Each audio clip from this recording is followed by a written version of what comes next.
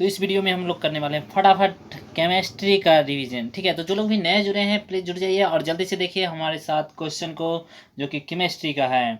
और class 10th में आप लोग जानते ही हैं कि पूरे 100 ऑब्जेक्टिव अब कर दिए गए, जिसमें 50 आपको बनाना है। तो ये क्वेश्चन सब वाकई बहुत ही इंपॉर्टेंट रखते हैं। ठीक है, तो स्टार्ट करते हैं क्वेश्चन नंबर फर्स्ट से। और ये देखिए यहाँ पर क्वेश्चन नंबर फर्स्ट, यहाँ पर अभिक्रिया FeSO4 फेरस सल्फेट को जब हम लोग गर्म करते हैं तो Fe2O3 और SO2 यानी कि गैस और SO3 गैस में बन जाता है। ठीक है, तो इस तरह देखिए यहाँ पर एक कंपोनेंट जो है ना डिवाइड हो गया। ठीक है, तो इसको क्या बोलेंगे, यहाँ पर अपघटन हो गया। क्या हो गया है? अपघटन हो गया। तो सही आंसर क्या हो जाएगा हमारा? सही आंसर हो जाएगा ऑप्शन नंबर ग, यहाँ पे अपघटन की अभिक्रिया हो गया है। ठीक है, चलते हैं अगले प्रश्न पे, क्वेश्चन नंबर सेकंड। यहाँ पर देखिए सेकंड में बोला है अभिक्रिया जिसमें आयनों का आदान प्रदान होता है क्या कहलाती है। देखिए जब भी आयन का आदान प्रदान होगा, ठीक है, तो उसे द्विविस्थापन अभिक्रिया बोलेंगे। ठीक है, ऑप्शन नंबर यहाँ पे ख बिल्कुल आप लोगों का सही हो जाएगा। चलते हैं अगले क्वेश्चन पे। यहाँ पे देखिए, यहाँ पे नेक्स्ट जो आप लोग तीसरा नंबर यहाँ पे देख रहे हैं उदाहरण जो है ना, वे द्विविस्थापन का ही है। ठीक है, Fe2O3 जो है Al यानी कि एल्युमिनियम से अभिक्रिया करके Al2O3 बना लिया प्लस Fe हो गया। ठीक है, तो इसे द्विविस्थापन अभिक्रिया कहते हैं। इस तरह से हमारा इसका सही आंसर क्या हो जाएगा? ऑप्शन नंबर घ हो जाएगा। चलते हैं नेक्स्ट प्रश्न, क्वेश्चन नंबर 4 पे। देखिए यहाँ पर क्वेश्चन बोला है आप लोगों से अभिक्रिया CaCO3 जब ऊष्मा पाता है तो CaO प्लस CO2 इस प्रकार की अभिक्रिया को क्या बोलते हैं। तो इस प्रकार की अभिक्रिया को बोलते हैं वियोजन हो गया है, तो वियोजन अभिक्रिया बोलेंगे। ऑप्शन नंबर यहाँ पे क बिल्कुल सही हो जाएगा। नेक्स्ट प्रश्न यहाँ पे देखिए, ऑप्शन देखिए अच्छे से। संतुलित समीकरण बताना है तो कौन सा इसमें समीकरण संतुलित है बता दीजिए। तो ऑप्शन घ इसका सही हो जाएगा। ठीक है, नेक्स्ट प्रश्न चलते हैं। यहाँ पर देखिए H2 इधर भी, H2 इधर भी, SO4 ZN1 की कोई दिक्कत नहीं है। चलते हैं अगले प्रश्न, क्वेश्चन नंबर 6 पे। और 6 नंबर प्रश्न यहाँ पे देखिए पूछा है आप लोगों से अभिक्रिया Cu यानी कि कॉपर का जब ऑक्सीजन से करते हैं तो कॉपर ऑक्साइड बनता है, इस तरह की अभिक्रिया को क्या बोलते हैं। बिल्कुल सही, अपचयन अभिक्रिया, सॉरी उपचयन अभिक्रिया बोलते हैं। ठीक है, यहाँ पे ऑक्सीकरण हुआ इसलिए उपचयन अभिक्रिया बोलेंगे। ठीक है, नेक्स्ट क्वेश्चन यहाँ पे 7 नंबर बोला है अभिक्रिया CaO प्लस H2O बना यहाँ पे कैल्शियम हाइड्रोक्साइड, तो इस अभिक्रिया को क्या कहेंगे। बिल्कुल सही आंसर है आप लोगों का, संयोजन अभिक्रिया कहेंगे। ठीक है, चलते हैं अगले प्रश्न पे। प्रश्न संख्या 8 यहाँ पे होगा कि वे अभिक्रियाएं जिसमें उत्पाद बनने के साथ साथ उष्मा भी उत्पन्न होता है क्या कहलाता है। तो इस तरह की अभिक्रिया को हम लोग उष्माक्षेपी अभिक्रिया कहते हैं। ऑप्शन नंबर यहाँ पे क बिल्कुल सही है। ठीक है, अगले प्रश्न पे देखिए, यहाँ पे क्वेश्चन नंबर 9 बोला है वे अभिक्रिया जिससे घटित होने में ऊर्जा अवशोषित होती है। देखिए अवशोषित की बात क्या है। ठीक है, तो इस क्रिया को क्या कहेंगे, उष्माशोषी अभिक्रिया कहेंगे। ऑप्शन नंबर घ यहाँ पे सही हो जाएगा। अगला प्रश्न है क्वेश्चन नंबर 10 और बोला यहाँ पर एक कली चूना CO जब जल में डालते हैं तो इस अभिक्रिया को क्या बोलते हैं। तो इसे बोलते हैं उष्माक्षेपी। कारण ये है कि कली चूना जब हम पानी डालते हैं, आप लोग रंगाई के समय देखे होंगे या दीपावली के समय में बहुत अच्छा उदाहरण, उसमें से भाप वगैरह निकलता है और खौलने भी लगता है नहीं, तो इसे उष्माक्षेपी अभिक्रिया कहते हैं। ठीक है, अगले प्रश्न 11 पे आते हैं हम लोग। पूछा यहाँ पर है नम वायु की उपस्थिति में लोहे की बनी हुई वस्तुओं पर कुछ समय पश्चात जंग लग जाता है, इससे काफ़ी क्षति होती है, इस क्रिया को क्या कहते हैं। देखिए अभिक्रिया में यहाँ पे जंग लग गया। ठीक है, तो इस तरह की अभिक्रिया को संक्षारण बोलते हैं। क्या बोलते हैं? संक्षारण। और इसके लिए हम लोग यस्दीकरण यानी कि गैल्वेनाइजेशन कहते हैं नहीं। तो नेक्स्ट प्रश्न यहाँ पे 12 नंबर बोला है आप लोगों से अम्लीकृत जल से होकर विद्युत धारा प्रवाहित करने पर कैथोड पर H2 गैस एवं एनोड पर O2 गैस मुक्त होता है, इस प्रकार की अभिक्रिया को क्या कहते हैं। तो ध्यान दीजिए एनोड और कैथोड की बात हुआ है, तो ये कब होता है, जब विद्युत की बात करते हैं नहीं, तो विद्युत अपघटन अभिक्रिया इसका सही आंसर है। चलते हैं नेक्स्ट प्रश्न पे। 13 नंबर प्रश्न यहाँ पे देखिए बोला है आप लोगों से अभिक्रिया CuO plus H2 Cu plus H2O इस प्रकार की अभिक्रिया। ध्यान दीजिए यहाँ पे देखिए हाइड्रोजन जो है ऑक्सीजन बना लिया नहीं, तो हाइड्रोजन जब ऑक्सीजन बना लिया तो इस तरह की अभिक्रिया को क्या बोलते हैं, अपचयन बोलते हैं। ठीक है, अपघटन। यहाँ पे ऑक्सीकरण हो रहा है किसका, सॉरी यहाँ पे H2O बना रहा है, बात समझ में आ रहा है, तो इसे अपचयन बोलेंगे। ठीक है, अवकरण हो रहा है। नेक्स्ट क्वेश्चन यहाँ पे 14 नंबर देखिए, यहाँ पर बोला है PbO प्लस C से Pb प्लस CO2 बना है, तो इस तरह की अभिक्रिया को क्या बोलते हैं।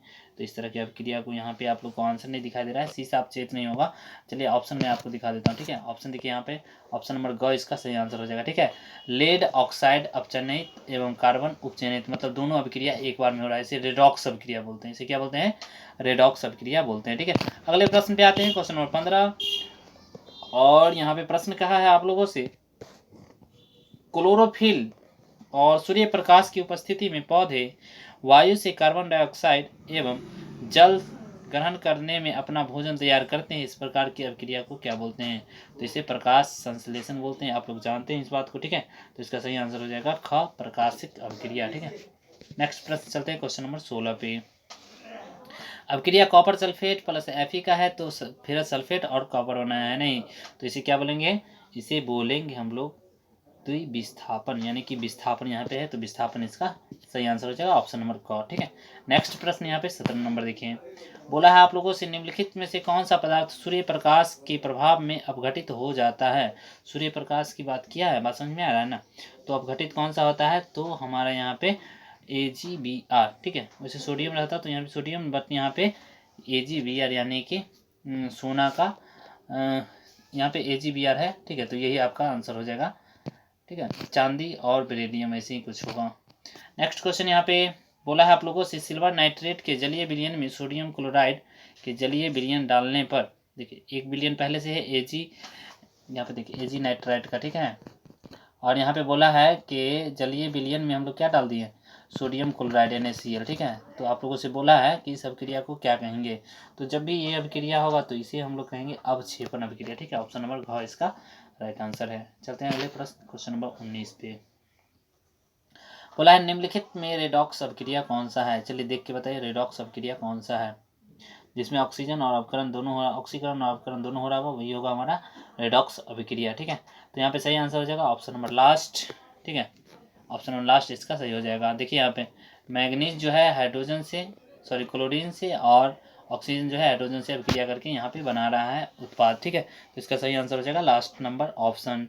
नेक्स्ट प्रश्न क्वेश्चन नंबर 20 पे आइए। प्रश्न यहाँ पे देखिए पूछा है निम्नांकित में कौन उपचायक है? उपचायक की बात क्या है? सही आंसर हो जाएगा आपका ऑप्शन नंबर ग, ठीक है। उपचायक, अपचायक बोलता तो हमारा हाइड्रोजन इसका सही आंसर होता है, बट यहाँ पे उपचायक बोला है यानी कि ऑक्सीकरण, तो वो हो जाएगा। और यहाँ पे देखिए ये लीजिए आगे बोल ही दिया है अपचायक, ठीक है। तो इसका सही आंसर क्या होगा? ऑप्शन नंबर क, ख, घ सब होगा, ठीक है। यानी कि ऑक्सीजन को छोड़ के बाद बाकी यहाँ पे होना चाहिए नहीं है, नहीं, ठीक है। तो इसका सही आंसर क्या होता है? ऑप्शन नंबर ग होता है। नहीं छूट गया है तो ध्यान रखिएगा इस बात को, ठीक है। नेक्स्ट प्रश्न चलते हैं क्वेश्चन नंबर 22 पे। बोला गया आप लोगों से है शरीर में भोजन का पचना किस प्रकार की अभिक्रिया है? शरीर में भोजन, क्वेश्चन नंबर 22 देखिए यहाँ पर पूछा है शरीर में भोजन का पचना किस प्रकार की अभिक्रिया है। तो अभी अभी आप लोगों ने जाना कि शरीर में पचना जो है भोजन का वो किस प्रकार की अभिक्रिया है, तो आंसर हो जाएगा उपचयन अभिक्रिया, ठीक है। नेक्स्ट क्वेश्चन यहाँ पे 23 नंबर देखिए यहाँ पर बोला है श्वसन किस प्रकार का रासायनिक अभिक्रिया है? श्वसन की बात क्या, वही शरीर में भोजन का पचना, फिर उसके बाद श्वसन भी उसी प्रकार का अभिक्रिया है, यानी कि उपचयन अभिक्रिया इसका सही आंसर है। जिसमें भी उष्मा का बनना होता है वो कहलाता है आपका उपचयन अभिक्रिया, ठीक है। नेक्स्ट क्वेश्चन यहाँ पे 24 नंबर आप लोगों से पूछा गया है अम्ल और क्षार के बीच अभिक्रिया होने पर लवण एवं जल बनते हैं, यह अभिक्रिया क्या कहलाती है? तो यह अभिक्रिया उदासीनीकरण अभिक्रिया कहलाती है। कारण ये है कि अम्ल और क्षार दोनों जब अभिक्रिया करेंगे तो लवण बनाएगा, और लवण जो होता है उसका pH मान 0 होता है, ठीक है। नेक्स्ट क्वेश्चन यहाँ पे 25 नंबर देखिए बोला है आप लोगों से अभिक्रिया ZnO जिंक ऑक्साइड और CO यानी कि carbon monoxide zinc plus CO2 बनाता है, तो इस प्रकार की अभिक्रिया क्या कहलाती है? देखिए यहाँ पर जिंक ऑक्साइड का अपचयित हो रहा है, ठीक है। तो ऑप्शन नंबर यहाँ पे ग सही आंसर हो जाएगा, ठीक है। चलते हैं नेक्स्ट प्रश्न 26 की ओर। नेक्स्ट प्रश्न यहाँ पे देखिए पूछा है वसा युक्त अथवा तैलीय पदार्थ खाद्य सामग्री, जब आप लोग कुरकुरी वगैरह खाते हैं, ठीक है, तो यह हमें गंध नहीं आ जाए इसलिए इसमें क्या भरा जाता है, ठीक है। तो इसमें नाइट्रोजन का गैस भरते हैं, और इस तरह की अभिक्रिया क्या कहलाती है? इस तरह की अभिक्रिया कहलाती है अपचयित हो जाना, यानी कि वो जो होता है ना ऑक्सीकरण नहीं होता है, ठीक है, तो इसलिए उसमें मिलाया जाता है, ठीक। तो नेक्स्ट क्वेश्चन यहाँ पे देखिए 27 नंबर पूछा है वसा युक्त खाद्य पदार्थ की विकृति होने के बचाने के लिए उसमें मिलाए जाने वाला पदार्थ को क्या कहते हैं? देखिए मिलाए जाने वाला पदार्थ यहाँ पर पूछा है, ठीक है, तो गलत मत आंसर कीजिएगा, ठीक है। ऑप्शन ख यहाँ पर हो जाएगा प्रति उपचायक, ठीक है। नेक्स्ट प्रश्न यहाँ पे 28 नंबर लौह चूर्ण पर तनु हाइड्रोक्लोरिक अम्ल HCl की बात कर रहा है, ठीक है, कौन सी अभिक्रिया कहलाती है? मतलब वो जो है कौन सी क्रिया होगी ये बताएं हमें। बिल्कुल सही आंसर होगा ऑप्शन नंबर क हाइड्रोजन गैस एवं फेरस क्लोराइड बनेगा, मतलब हाइड्रोजन गैस यानी कि H2 और FeS बनेगा, ठीक है। तो इस तरह से ऑप्शन नंबर क इसका सही आंसर होगा, ठीक है। नेक्स्ट प्रश्न चलते हैं क्वेश्चन नंबर 29। तो बिना आराम किए स्पीड में चलते हैं हम लोग यहाँ पर, और आप लोग का टाइम बहुत ही इंपॉर्टेंट है तो इस बात को भी ध्यान में रखते हुए, ठीक है। तो क्वेश्चन नंबर 29 यहाँ पे पूछा है निम्नलिखित में कौन सा युग्म एकल विस्थापन अभिक्रिया को प्रदर्शित करता है, एकल विस्थापन अभिक्रिया को प्रदर्शित करता है? तो यहाँ पर हो जाएगा AgNO3, ठीक है, सिल्वर नाइट्रेट इसका सही आंसर हो जाएगा। ठीक है, नेक्स्ट क्वेश्चन कॉपर का धातु भी। ठीक है, अगला यहाँ पे 30 नंबर प्रश्न है कि शाक सब्जियों का विघटित होकर कंपोस्ट बनना किस प्रकार की अभिक्रिया है? तो इस तरह की अभिक्रिया को हम लोग बोलते हैं ऊष्माक्षेपी अभिक्रिया। ऑप्शन नंबर ख इसका सही आंसर है। ठीक है, अगले प्रश्न पे चलते हैं, क्वेश्चन नंबर 31 और यहाँ पर 33 लास्ट क्वेश्चन है इसका। ठीक है, पहला चैप्टर जो कि रासायनिक अभिक्रिया उसी का। ठीक है, तो यहाँ पर बोला है लाल तप्त लोहा पर जल वाष्प जब प्रवाहित कराते हैं तो कौन सा यौगिक बनता है? तो आप लोग जानते हैं उसमें वाष्प बनेगा। ठीक है, तो इसका सही आंसर हो जाएगा Fe3O4। ठीक है, ऑप्शन नंबर यहाँ पे ग बिल्कुल सही होगा। और सिल्वर क्लोराइड, इसमें टेंशन मत लीजिएगा, यही क्वेश्चन जो है ना बार बार लोग को कन्फ्यूजन बनाता है, तो कन्फ्यूजन में मत रहिएगा। सिल्वर क्लोराइड जो है ना वो बनाता है श्वेत रंग। ठीक है, उसका रंग होता है श्वेत, और सिल्वर आयोडाइड का रंग जो होता है वो होता है पीला। ठीक है, तो इस तरह से आप लोगों ने यहाँ पर फर्स्ट चैप्टर किया। ठीक है, आते हैं नेक्स्ट चैप्टर सेकेंड। अगला चैप्टर यहाँ पे है आप लोगों का सेकंड नंबर के अम्ल, क्षारक और लवण। ठीक है, तो इसके बारे में पढ़ते हैं। यहाँ पर पहला क्वेश्चन है निम्नांकित यौगिक में कौन अम्ल है? तो देखने से आपको क्या लग रहा है कि H2SO4 क्या है? अम्ल ही है। ठीक है, तो इस तरह से ऑप्शन नंबर ख हो जाएगा। नेक्स्ट क्वेश्चन यहाँ पे सेकंड नंबर, निम्नांकित में कौन लवण है? तो NaCl ये जो है लवण है। ठीक है, नेक्स्ट चलते हैं, क्वेश्चन नंबर 3 पूछा है सक्रिय धातुएं अम्ल से विस्थापित करती हैं किसको? तो सक्रिय धातु अम्ल से विस्थापित करती है हाइड्रोजन को। ठीक है, ऑप्शन नंबर यहाँ पे ग इसका सही हो जाएगा। नेक्स्ट क्वेश्चन यहाँ पे 4 नंबर, वे विलयन जो नीले लिटमस पत्र को लाल कर देते हैं वो अम्ल कहलाते हैं। ठीक है, और अम्ल होता है वो लाल ही करता है, इस बात को ध्यान रखिएगा। नेक्स्ट क्वेश्चन यहाँ पे 5 नंबर पूछा है जलीय विलयन में हाइड्रोजन आयन वस्तुतः होते हैं किस तरह से? ठीक है, तो ऑप्शन नंबर ग यहाँ पे सही हो जाएगा He3O+ के रूप में। ठीक है, अगला प्रश्न चलते हैं क्वेश्चन नंबर 6 पे। यहाँ पे पूछा है अम्लीय विलयन का pH मान क्या होता है? तो 7 से कम। इस तरह के प्रश्न वहाँ पे जरूर देखने को आपको मिलेंगे। अगला प्रश्न यहाँ पे 7 नंबर पूछा है निम्नांकित विलयनों में कौन सबसे अधिक अम्लीय है? तो जिसका pH मान सबसे कम होगा वो ज़्यादा अम्लीय होगा, तो pH मान 1 वाला सबसे प्रबल अम्लीय होगा। चलते हैं नेक्स्ट प्रश्न क्वेश्चन नंबर 8 की ओर। तो अगला प्रश्न यहाँ पे क्वेश्चन नंबर 8 है कि सोडियम क्लोराइड के जलीय विलयन से होकर विद्युत धारा प्रवाहित कराने पर यह वियोजन होकर सोडियम हाइड्रोक्साइड बनाती है, तो इस प्रकार की अभिक्रिया को क्या कहते हैं? तो इस प्रकार की अभिक्रिया को हम लोग बोलते हैं क्लोरीन क्षार अभिक्रिया, क्लोरीन क्षार अभिक्रिया। ठीक है, ऑप्शन नंबर का यहाँ पे सही होगा। चलते हैं नेक्स्ट प्रश्न यहाँ पे क्वेश्चन नंबर 9 की ओर, किसी भी उदासीन विलयन का pH मान कितना होता है? उदासीन विलयन का pH मान होता है 7। ठीक है, जीरो मत कीजिएगा, जीरो होता है अम्लीय, तो प्रबल अम्लीय हो जाएगा वहाँ पे। ठीक है, नेक्स्ट क्वेश्चन यहाँ पे क्वेश्चन नंबर है जल का pH मान कितना होता है? तो जल चूंकि क्या होता है उदासीन होता है, इसलिए ऑप्शन नंबर का हो जाएगा 7 हो जाएगा। ठीक है, अगला प्रश्न यहाँ पे क्वेश्चन नंबर 11 पूछा है एक विलयन नीले लिटमस पत्र को लाल कर देता है तो pH मान क्या होगा? तो वो अम्लीय होना चाहिए, अम्लीय होता है 7 से कम, तो ऑप्शन नंबर का यहाँ पे सही होगा। ठीक है, अगला प्रश्न यहाँ पे 12 नंबर, जल में घुलनशील क्षारक क्या कहलाते हैं? तो जल में जब हम क्षार को घुला देते हैं तो उसे कहते हैं क्षार ही कहेंगे। ठीक है, लवण तो बोलेंगे नहीं, लवण किस में घुलेगा? जल और अम्ल और क्षार को जब मिला देंगे तब लवण बनेगा। ठीक है, अगला प्रश्न आते हैं क्वेश्चन नंबर 13। क्वेश्चन नंबर 13 है यहाँ पर कि लिटमस विलयन बैंगनी रंजक है। ठीक है, तो इसे किस प्रकार किससे निकाला जाता है ये बता दीजिए। तो इसे लाइकेन से निकाला जाता है। लाइकेन क्या होता है? शैवाल और कवक का जो होता है ना बीज का रूप होता है। ठीक है, इस दोनों को मिलाने से बनता है हमारा ये लाइकेन। अगला प्रश्न यहाँ पर, और वो बैंगनी रंग का होता है, इस बात को भी ध्यान रखिएगा। ठीक है, नेक्स्ट क्वेश्चन यहाँ पर निम्नलिखित में प्राकृतिक सूचक कौन है? तो प्राकृतिक सूचक कौन है इसमें से 100 बता दीजिए। तो इसका सही आंसर हो जाएगा हल्दी। ठीक है, ऑप्शन नंबर क इसका सही आंसर है। नेक्स्ट क्वेश्चन चलते हैं, क्वेश्चन नंबर 15 पूछा है निम्नांकित में संश्लेषित सूचक कौन है? संश्लेषित सूचक कौन है? तो ऑप्शन नंबर ख यहाँ पे हो जाएगा मैथिल ऑरेंज। ठीक है, नेक्स्ट प्रश्न यहाँ पे क्वेश्चन नंबर 16 पूछा है कार्बन डाइऑक्साइड जल से अभिक्रिया करके क्या बनाता है? तो कार्बन डाइऑक्साइड जल से अभिक्रिया करके कार्बोनिक अम्ल बनाता है, ऑप्शन नंबर ख इसका सही आंसर है। नेक्स्ट प्रश्न चलते हैं क्वेश्चन नंबर 17 की ओर। प्रश्न यहाँ पे है कि बहुक्षारक अम्ल के आंशिक उदासीकरण से क्या प्राप्त होता है? तो सही आंसर हो जाएगा ऑप्शन नंबर का अम्ल लवण। ठीक है, नेक्स्ट प्रश्न यहाँ पे क्वेश्चन नंबर 18 पूछा है निम्नांकित में कौन क्षारकीय ऑक्साइड है? क्षारक वही होगा जो क्या होगा? धातु होगा। ठीक है, तो इस तरह से आप छांट सकते हैं। ऑप्शन नंबर क्या हो जाएगा इसका? घ हो जाएगा सोडियम सोडियम ऑक्साइड। ठीक है, नेक्स्ट प्रश्न यहाँ पे चलते हैं, क्वेश्चन नंबर 19 पूछा है निम्नांकित में कौन अम्लीय है? तो अम्लीय कौन होता है? अम्लीय वही होता है जो क्या हो, तो इसका सही आंसर है ऑप्शन नंबर यहाँ पे ख। ठीक है, सल्फर है चूंकि, तो ये होता है अधातु। ठीक है, नेक्स्ट प्रश्न चलते हैं क्वेश्चन नंबर 20 पे। तो यहाँ पे 21 नंबर लास्ट है इसका। ठीक है, तो 20 नंबर यहाँ पर बोला है PbOH × NO3 किस प्रकार का लवण है? तो इसका सही आंसर हो जाएगा ऑप्शन नंबर ग यहाँ पे क्षारकीय लवण। ठीक है। और अगला प्रश्न यहाँ पे 21 नंबर, हमारे शरीर का पीएच मान का परिसर बताना। ठीक है, कितना से कितना के बीच होता है? तो हमारे रक्त का पीएच मान होता है 7.4। ठीक है, तो इस तरह से याद रखिएगा 7 से 7.8 होता है। ठीक है, चलते हैं हम लोग नेक्स्ट चैप्टर पे। 2-4 प्रश्न और हैं यहाँ पर, 2-4 प्रश्न को देख ले पहले। यहाँ पर बोला अम्ल वर्षा कहलाने के लिए आवश्यक वर्षा का पीएच मान कितना होना चाहिए? तो ये बताना है सही आंसर इसका क्या होगा। तो बिल्कुल सही आंसर होगा इसका ऑप्शन नंबर ख। ठीक है, नेक्स्ट प्रश्न चलते हैं यहाँ पर।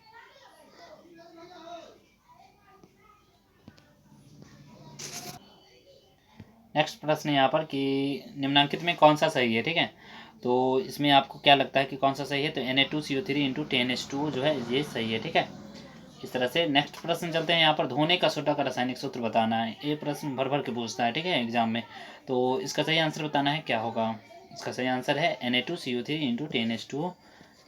ठीक है, नेक्स्ट प्रश्न चलते हैं हम लोग क्वेश्चन नंबर 25 पे। ठीक है, पूछा है यहाँ पे अपच जब हम लोग ज़्यादा खाना खा लेते हैं या देखने में बाराती वगैरह से जब आते हैं तो कुछ अजीब तरह का होते रहता है, तो वहाँ पर अपच का व्यवहार हो जाता है। ठीक है, हमें ज़्यादा खा लेने से पचता नहीं भोजन जल्दी। तो ठीक है, इसमें किस चीज़ का हम लोग उपयोग करते हैं, कौन सी औषधि का उपयोग करते हैं? तो सही आंसर हो जाएगा एंटासिड यानी कि प्रति अम्ल का। ठीक है, और नेक्स्ट प्रश्न यहाँ पे 26 नंबर, मिल्क ऑफ मैग्नीशिया जो है MgOH का हॉल ट्वाइस कि जलीय विलयन का निम्नांकित में से कौन सा रूप है? ठीक है, तो ये भी इसी के लिए खाते हैं हम लोग, इनो पी लेते हैं ना। तो इनो क्या है? एंटा एसिडिक है, यानी कि ऑप्शन नंबर यहाँ पे क सही हो जाएगा। ठीक है, और अगला प्रश्न यहाँ पे है बेकिंग पाउडर का मिश्रण जो है ना, वो किस तरह का मिश्रण, किसका मिश्रण होता है, ये पूछा आप लोगों से। ठीक है, तो सही आंसर हो जाएगा यहाँ पे NaCO3।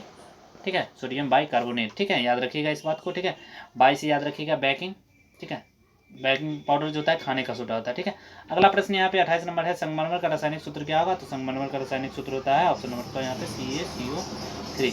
29 नंबर प्रश्न यहाँ पे व्यंजक चूर्ण। ठीक है, व्यंजक चूर्ण यहाँ पे बताना है आपको, और ये क्वेश्चन बहुत बार पूछा हुआ है। ठीक है, तो इसको नज़रअंदाज मत कीजिए। यहाँ पे ऑप्शन नंबर ग हो जाएगा CaOCl2, या ऐसे देता है CaOCl का होल सील। ठीक है, इस तरह से भी क्वेश्चन आपको देखने को मिलेंगे। ठीक है, और लास्ट प्रश्न है इस चैप्टर का यहाँ पे, कोई विलयन का लाल लिटमस पत्र को अगर नीला कर देता है तो पीएच मान क्या होगा? तो लाल को जब भी नीला करेगा, लाल को जब भी, सर यहाँ पे नहीं होगा। ठीक है ना, तो गलत लग गया है यहाँ पे, चूँकि नहीं करता है। ठीक है, तो नहीं कौन करेगा? नहीं करेगा वही जो अम्लीय होगा, तो ऑप्शन नंबर यहाँ पे ग होता।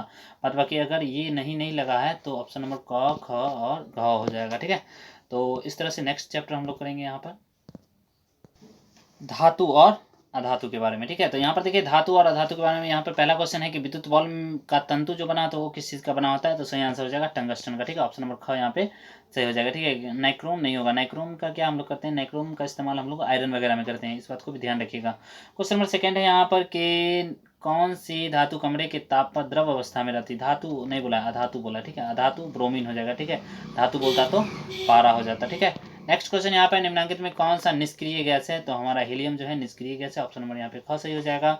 चलते हैं नेक्स्ट प्रश्न यहाँ पे पूछा है कौन सा सबसे अधिक अभिक्रियाशील है? तो सबसे अधिक अभिक्रियाशील कौन सा है इसमें से? सो देख लीजिए आप लोग, सही आंसर हो जाएगा ऑप्शन नंबर ए यहाँ पे कॉपर। ठीक है, चलते हैं नेक्स्ट प्रश्न क्वेश्चन नंबर 5 पे। क्वेश्चन नंबर 5 है यहाँ पर कि निम्नांकित में कौन सा विद्युत का सुपर चालक है? सुपर चालक की बात किया है। ठीक है, ऑप्शन नंबर ख आप लोग का बिल्कुल सही यहाँ पर ग्रेफाइट। ठीक है, नेक्स्ट क्वेश्चन यहाँ पर है कि अधिकतर अधातुओं के ऑक्साइड क्या होते हैं? तो अधातु का ऑक्साइड जो है अम्लीय होता है। ठीक है, अधातु का क्या होता है? क्षारीय होता है, इस बात को ध्यान रखना है आप लोगों को। ठीक है, क्वेश्चन नंबर 7 यहाँ पर कि विद्युत संयोजक यौगिक जल में प्रायः क्या होते हैं? तो विलेय होते हैं या घुलनशील होते हैं, ऑप्शन नंबर ग सही है।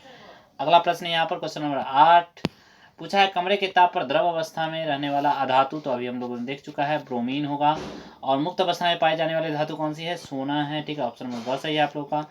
नेक्स्ट प्रश्न यहाँ पर 10 नंबर देखिए, क्वेश्चन नंबर 10 है यहाँ पर कि सबसे अधिक सक्रिय धातु कौन सी है? ठीक है, तो सक्रिय धातु की बात क्या है? अभी बात समझ में आ रहा है ना? तो सक्रिय धातु कौन हो जाएगा हमारा? सही आंसर हो जाएगा ऑप्शन नंबर क पोटासियम। ठीक है, ऊपर हो जाएगा पोटासियम, उसके बाद हो जाएगा सोडियम। ठीक है, तो इस तरह से ध्यान रखना है आप लोगों को। ठीक है, अगला प्रश्न चलते हैं यहाँ पर, क्वेश्चन नंबर है 11 और बोला है सबसे कठोर पदार्थ कौन सा है? तो हीरा सबसे कठोर होता है जो कि पदार्थ है। ठीक है, धातु पूछता तो प्लेटिनम होता। अगला प्रश्न यहाँ पर 12 नंबर है अधातुओं के ऑक्साइड होते हैं, अधातुओं के ऑक्साइड अम्लीय होते हैं, ऑप्शन नंबर का सही है। और नेक्स्ट प्रश्न यहाँ पे 13 नंबर पूछा है संक्षारण की क्रिया निम्नलिखित में से कौन सी उपस्थिति को घटित होती है? तो ऑप्शन नंबर ग यहाँ पे सही हो जाएगा। संक्षारण तब होता है जब वायु और जलवाष्प की मात्रा हो। ठीक है, चलते हैं नेक्स्ट प्रश्न 17 पे। और 17 नंबर प्रश्न यहाँ पे देखिए, सॉरी 14 नंबर प्रश्न यहाँ पे पूछा, हेमाटाइट किस धातु का अयस्क है? हेमेटाइट, इसके बाद हो गया आपका ऑप्शन नंबर क हो जाएगा यहाँ पे। और आप लोग जानते हैं एक और होता है आपका हेमेटाइट के अलावा मैग्नेटाइट। ठीक है, तो ऑप्शन नंबर क यहाँ पे सही हो जाएगा। अगला प्रश्न यहाँ पे क्वेश्चन नंबर 15 है, अभिक्रिया ZnCO3 ZnO प्लस CO2 में विघटित हो गई है, तो इस तरह की अभिक्रिया को हम लोग बोलते हैं निस्तापन। ऑप्शन नंबर ख सही होगा।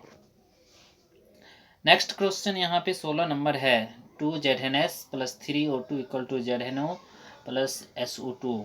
सब जगह यहाँ पे दो दो इसलिए दिया गया है कि समीकरण को संतुलित किया गया है। ठीक है, तो बोला यहाँ पर है कि क्या कहलाती है, तो इस तरह की अभिक्रिया को जारन अभिक्रिया कहते हैं, या ऑप्शन नंबर यहाँ पे ख सही हो जाएगा। ठीक है, अगला प्रश्न चलते हैं क्वेश्चन नंबर 17 पे, बॉक्साइट किस धातु का अयस्क है? तो सही आंसर हो जाएगा एल्यूमिनियम। ठीक है, अगला प्रश्न यहाँ पे धातु जो सिर्फ अम्लराज में घुलता है वो है सोना। ठीक है, सोना जो है अम्लराज में घुलता है। ठीक है, 3:1 में होता है वो, इस बात को भी ध्यान रखिएगा। ठीक है, अगला चलते हैं यहाँ पे क्वेश्चन नंबर है 19, पूछा है निम्नांकित में से किस धातु का विस्थापन उसके लवण के विलयन से लोहा द्वारा होता है? तो बिल्कुल सही आंसर हो जाएगा ऑप्शन नंबर घ यहाँ पे तांबा का, Cu का। ठीक है, हम जानते हैं CuSO4 प्लस Fe करते हैं अगर तो क्या आ जाता है FeSO4 आ जाता है प्लस Cu हो जाता है, नहीं तो इस तरह से याद रखिएगा। इसका सही आंसर हो जाएगा तांबा, ऑप्शन नंबर घ इसका सही आंसर है। ठीक है, और लास्ट प्रश्न है चैप्टर का कि खाद्य पदार्थ वाले डिब्बों में जिंक की अपेक्षा टीन का लेप चढ़ाया जाता है क्योंकि टीन की अपेक्षा जिंक क्या होता है? क्या होता है? बिल्कुल सही आंसर है आप लोगों का, अधिक अभिक्रियाशील होता है। ऑप्शन नंबर घ यहाँ सही हो जाएगा। ठीक है, तो नेक्स्ट क्वेश्चन हम लोग करेंगे अगले चैप्टर में। ठीक, 3 चैप्टर हम लोगों ने इसमें किया और 3 चैप्टर उसमें करेंगे, कार्बन का यौगिक और आवर्त सारणी। ठीक है, इस तरह से, और लास्ट क्वेश्चन मतलब लास्ट हमारा हो जाएगा प्राकृतिक संसाधन और प्रबंधन। ठीक है, तो इस तरह से हमारा चैप्टर खत्म हो जाएगा। तो धन्यवाद देखने के लिए, बाय बाय, टेक केयर। अच्छा लगा हो तो शेयर कर दीजिए और अपने दोस्तों को बताइए। ठीक है, बाय बाय।